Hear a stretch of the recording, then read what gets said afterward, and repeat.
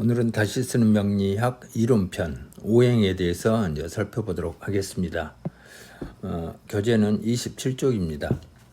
앞에서도 이야기를 했듯이 우주, 만물은 순환 반복 운동을 하게 됩니다. 이거를 두 개로 쪼개면 그게 이제 음양이라고 했습니다. 근데 이거를 5개로 쪼개면 그것이 바로 이제 오행이 됩니다.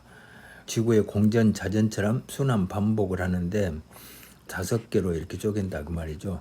그래서 그 5개로 쪼갠 것을 이제 중국 사람들이 그거를 목화토금수 이렇게 이제 붙였습니다. 목화토금수. 근데 이것을 만약에 중국 사람들이 한자를 사용하지 않았더라면, 다른 나라였더라면 뭐 A, B, C, D, E 이렇게도 했을 수가 있죠. 또는 1, 2, 3, 4, 5 이렇게도 할 수가 있고, 한국 같으면 가나다라마 이렇게도 이제 할 수가 있었을 것입니다. 중국에서 만들었기 때문에 이 5개 이름을 목화토금수라고 했다. 그래서 이 목을 나무라고 하지 말자. 그 다음에 화를 불이라고 하지 말자. 토를 흙이라고 하지 말자.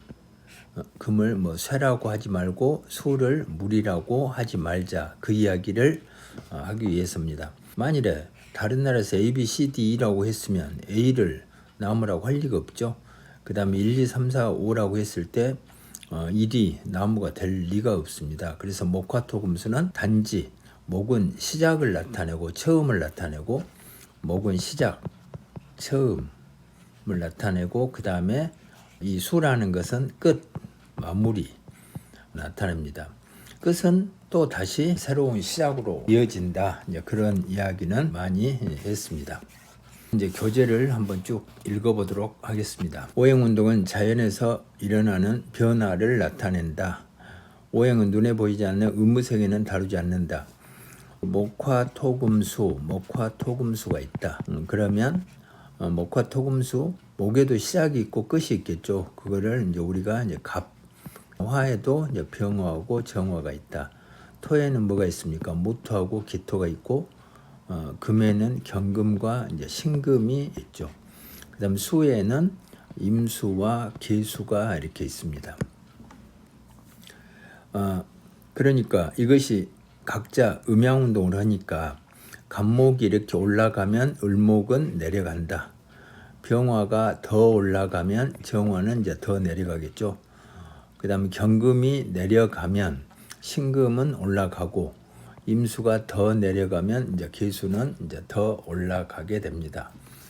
무토는 양운동을 음운동으로 바꾸고, 기토는 음운동을 양운동으로 바꾸게 됩니다. 근데 보통 목화토금수 이 오행이란 거는 여기에서 양간만을 이야기를 한다 그 말이죠.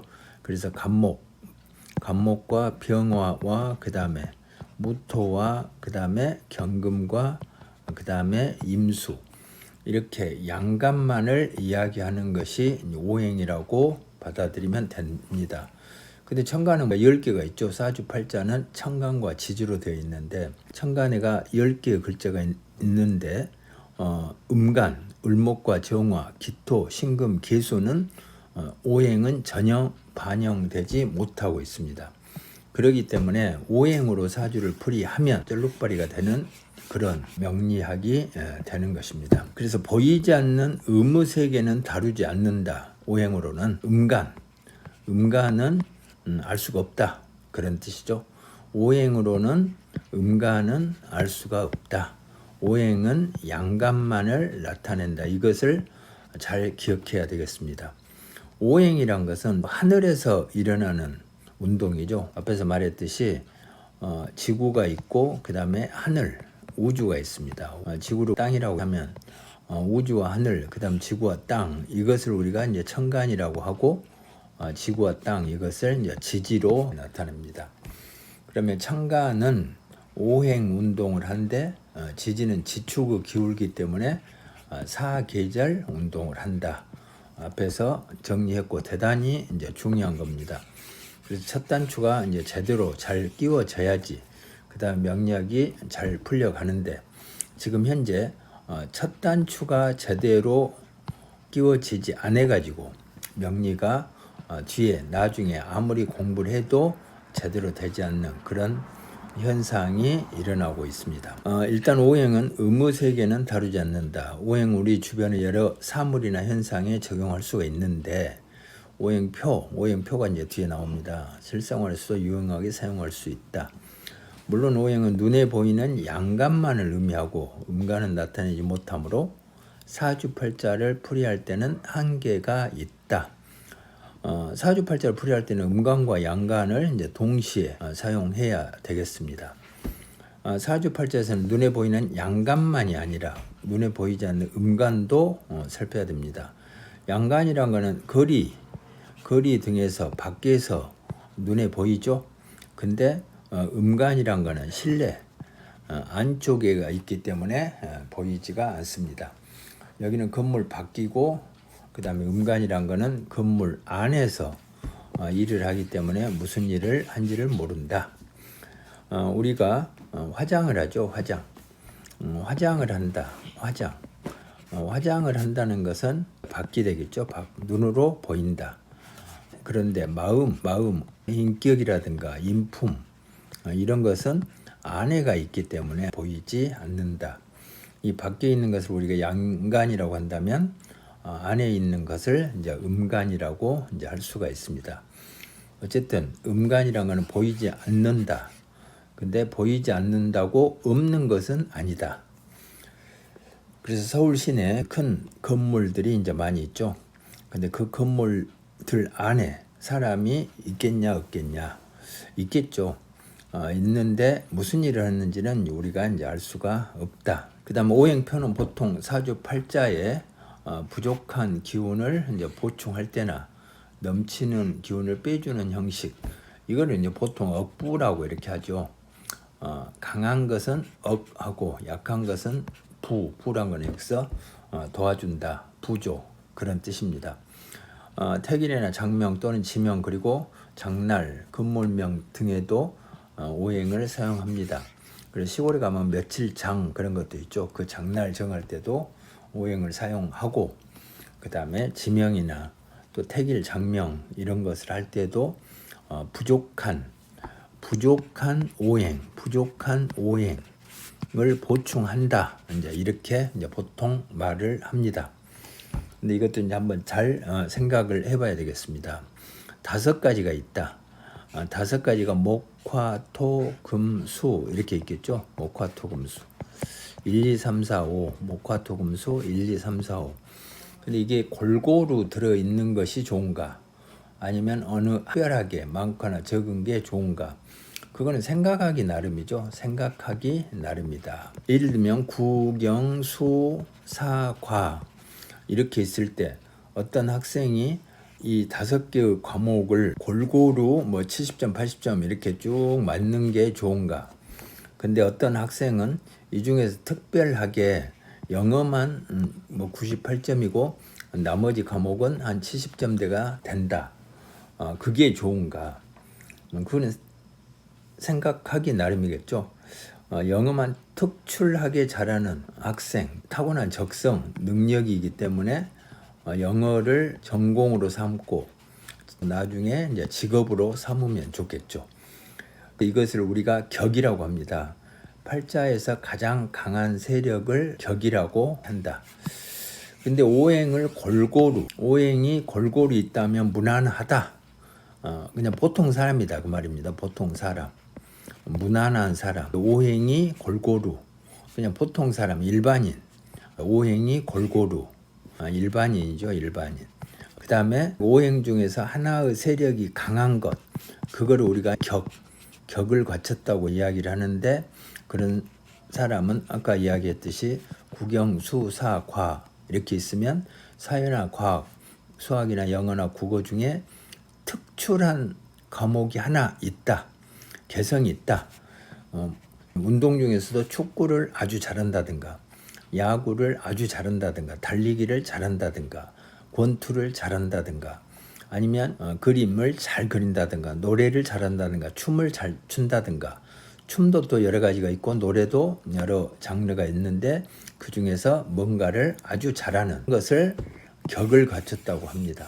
그래서 어느 것이 좋은가? 보통 사람들은 오행이 골고루 갖춰지면 그것이 좋다고 말을 하고, 아까 말했듯이 강한 기운이 있으면 그러면 그거를 억하고, 약한 기운이 있으면 그거를 도와준다, 이렇게 이제 이야기를 하는데 그 말이 맞는 것인가 생각해 볼 필요가 있다. 예를 들어서 국영수가 있다. 70점이고 그 다음에 영어가 80점이고 수학이 이제 98점이다. 그러면 이 강한 수학을 억제시키고 이 약한 국어를 도와준다.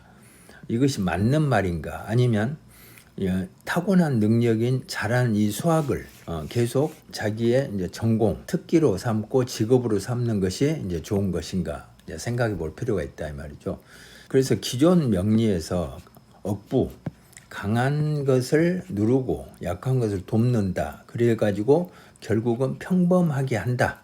보통 사람으로 만든다. 그 이론하고 국어가 70점, 영어도 72점, 근데 만일에 사회가 92점 이렇게 있으면 이 사람은 타고난 이 사회를 자기의 전공, 직업 그쪽으로 삼으면 좋지 않는가? 왜 사회는 억하고 눌러버리고 사회는 이제 더 이상 공부 안 해도 된다 이렇게 말하고 약한 다른 과목을 공부하는 것이 좋겠다 이렇게 말하는 것이 옳은가 생각을 해보고 이제 가자 그 말이죠. 그 다음에 계절을 보면 봄은 만물이 솟아나는 목, 뒤에 이제 표를 보면 다시 잘 나와 있습니다.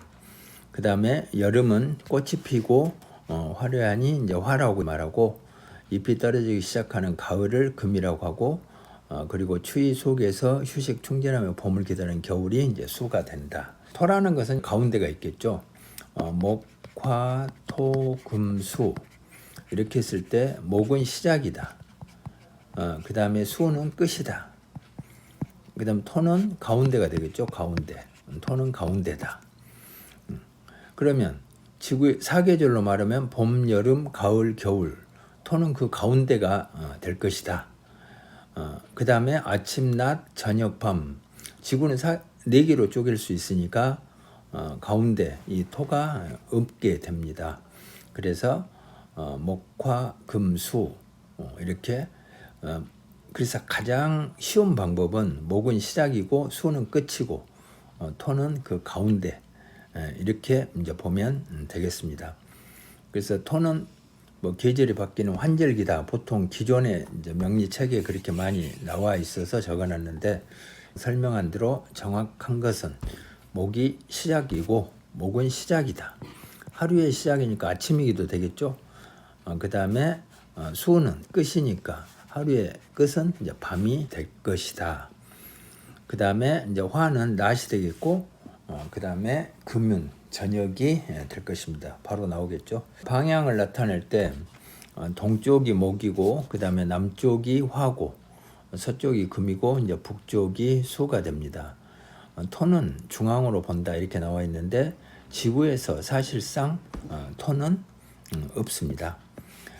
지구는 4계절 운동을 하니까 봄, 여름, 가을, 겨울, 그 다음에 아침, 낮, 저녁, 밤 이렇게 4개로만 생각해도 아무 이상 없다. 보통 여기에 있는 진이 있죠. 진. 여기에 진이 있고, 그 다음에 여기에 이제 술이 있고, 여기에 축이 있고, 여기에 미가 있는데 이것을 토라고 해서 따로 억지로 생각할 필요가 없다. 봄, 진이란 거는 봄에서 여름으로 이렇게 나가고, 그 다음에 술이란 것은 가을에서 이제 겨울로 돌아가는 그 시기다.